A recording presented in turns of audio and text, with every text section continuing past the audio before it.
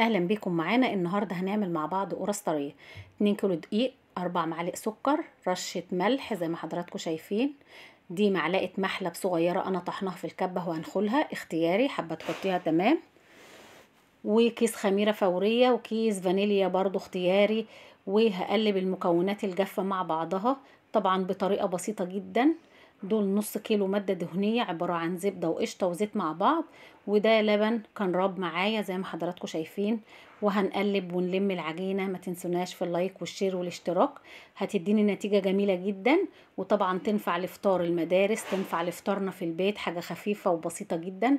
ما شاء الله. انا سبتها فيها سنه تلزيقه بسيطه عشان القرصه تبقى طريه معايا.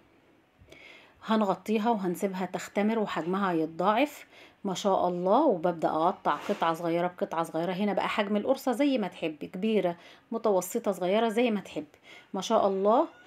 ده الحجم اللي احنا بنحبه. قطعت اهو وهخلص الكمية كلها وبعدين هنبطط مع بعض.